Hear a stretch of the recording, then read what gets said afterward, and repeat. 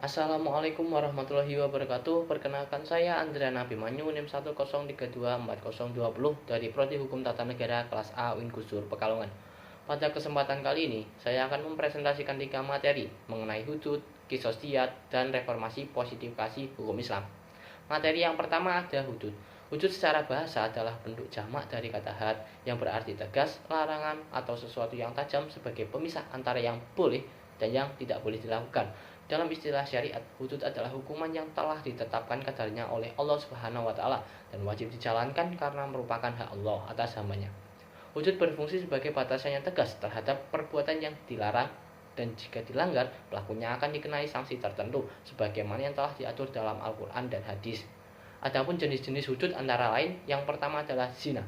Zina adalah perbuatan melakukan hubungan seksual di luar pernikahan yang sah. Perbuatan ini sangat dilarang dalam Islam karena dapat merusak moral, kehormatan, dan keturunan serta mengganggu ketertiban sosial. Dasar hukum zina terdapat dalam Al-Qur'an seperti pada surat An-Nur ayat 2 dan surat Al-Isra ayat 32, serta diatur juga dalam hukum pidana Islam dan KUHP. Syarat pelaku zina adalah orang yang sudah balik, berakal, dan melakukannya secara sadar serta sukarela. Dalam hukum Islam, pelaku zina dibedakan menjadi dua. Yang pertama adalah musan atau orang yang sudah menikah atau pernah menikah. Ini hukumannya adalah rajam hingga mati. Dan yang kedua adalah hoiru musan atau orang yang belum menikah. Hukumannya adalah 100 kali cambuk. Sanksi ini bertujuan untuk memberikan efek jerah dan menjaga kesucian keluarga serta masyarakat. Yang kedua adalah qadzaf.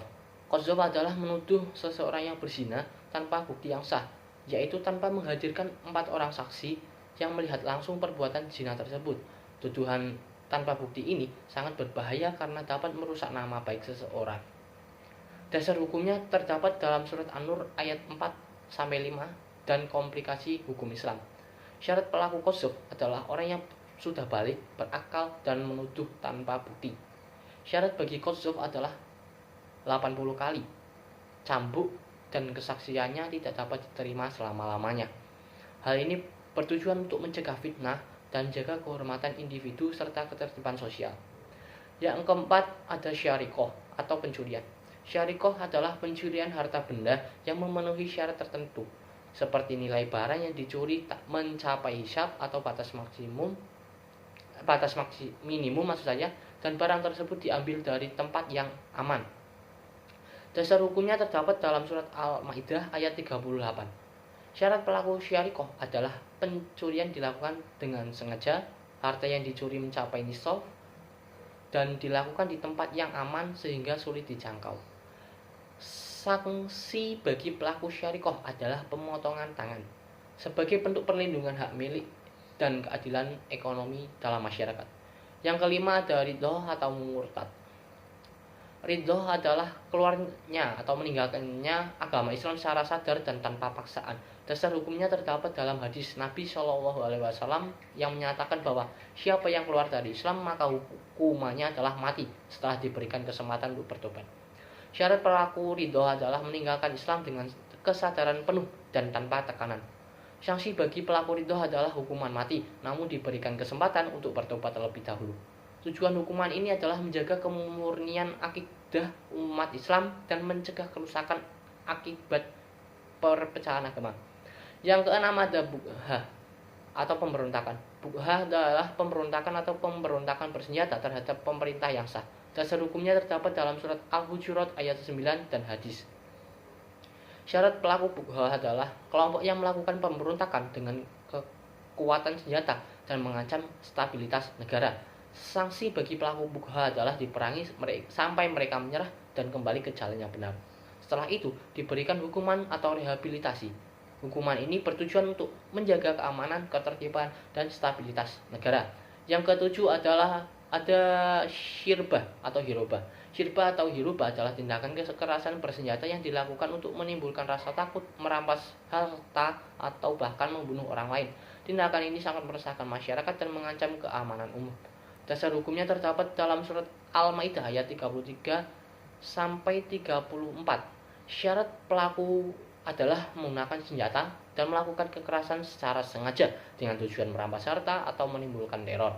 Sanksi bagi pelaku hirubah sangatlah berat, mulai dari hukuman mati, penyalipan, pemotongan tangan, dan kaki secara bersilang, hingga mereka diasingkan tergantung tingkat kejahatan yang dilakukan. Hukuman ini bertujuan untuk menegakkan keamanan dan ketertiban masyarakat serta memberikan efek jerah yang kuat. Hikmah dari penerapan hukum hudud adalah yang pertama ada menjaga kehormatan dan kesucian individu serta keluarga dari perbuatan zina dan fitnah. Yang kedua ada melindungi hak milik dan keadilan ekonomi melalui hukuman bagi pencuri. Yang ketiga menegakkan keamanan dan ketertiban masyarakat dengan mengatasi tindakan kekerasan dan pemberontakan. Yang keempat, ini untuk memelihara kemurnian akidah umat Islam dan mencegah perpecahan agama. Dan yang terakhir, memberikan efek jerah yang kuat sehingga masyarakat terhindar dari perbuatan yang merusak tatanan sosial serta moral. Kita masuk ke materi kisos diat. Kisos secara bahasa berarti pembalasan yang setimpal. Dalam hukum Islam, kisos adalah hukuman yang diterapkan dengan prinsip mata diganti mata, gigi diganti gigi. Artinya, pelaku kejahatan dibalas dengan hukuman yang sama dengan perbuatannya. Misal, pembunuh dibalas hukuman mati. Sedangkan diat adalah kompensasi atau ganti rugi materi yang dibayarkan oleh pelaku kejahatan kepada korban atau ahli warisnya sebagai pengganti hukuman kisos. Diat menjadi alternatif apabila keluarga korban memaafkan pelaku atau jika pelaksanaan kisos tidak memungkinkan. Bentuk-bentuk pembunuhan dalam Islam. Dalam Islam, pembunuhan diklasifikasikan menjadi beberapa bentuk, yaitu pembunuhan dengan sengaja, di mana pelaku berniat untuk melakukan tindakan dan menghilangkan nyawa korban. Pembunuhan tidak sengaja, di mana pelaku tidak berniat membunuh, tetapi menyebabkan kematian karena kelalaian. Dan yang terakhir, pembunuhan karena kesalahan. Pembunuhan ini dilakukan dengan cara tidak langsung atau tidak sepenuhnya disengaja. Hukuman sanksi dalam jarimah kisos dan diat. Hukuman kisos diwajibkan bagi pelaku pembunuhan yang dilakukan dengan sengaja. Hukuman ini berupa pembalasan setimpal, yaitu pelaku dihukum mati. Namun pelaksanaan kisos harus memenuhi syarat ketat seperti kepastian pelaku, korban yang merupakan mukallaf atau sudah balik dan berakal, dan adanya tuntutan dari keluarga korban. Jika keluarga korban memaafkan pelaku, maka pelaku dapat membayar diat sebagai pengganti hukuman kisos. Besaran diat telah ditetapkan dalam syariat dan biasanya berupa jumlah harta. Diat juga dapat diterapkan pada kasus luka yang tidak sampai menyebabkan kematian. Adapun hikmah penerapan kisos dan diat ini.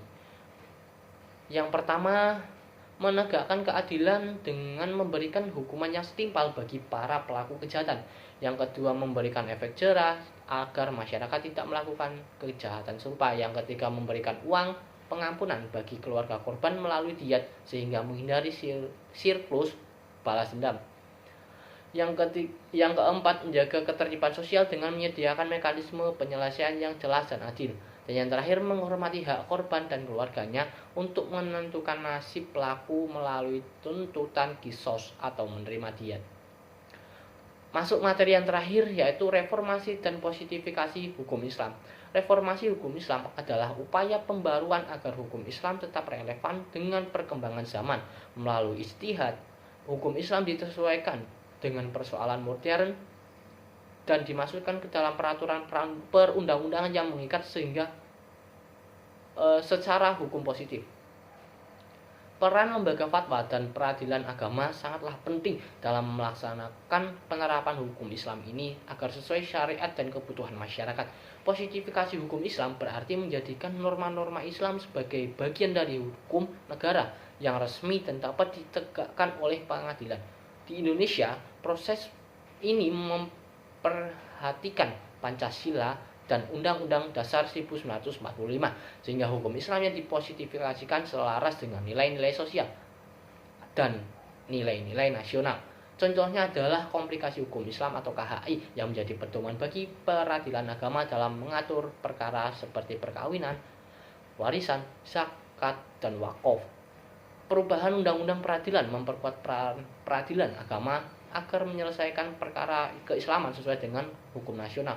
KHI mengakomodasikan berbagai mazhab dan kondisi masyarakat Indonesia sehingga memberikan kepastian hukum.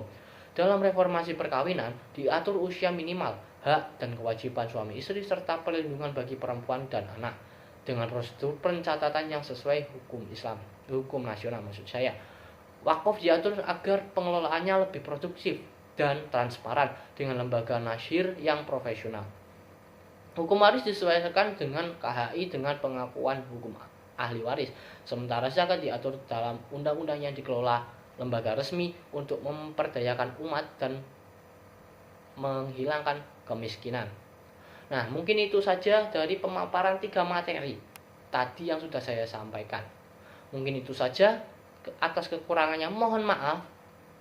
Saya undur diri. Wassalamualaikum warahmatullahi wabarakatuh.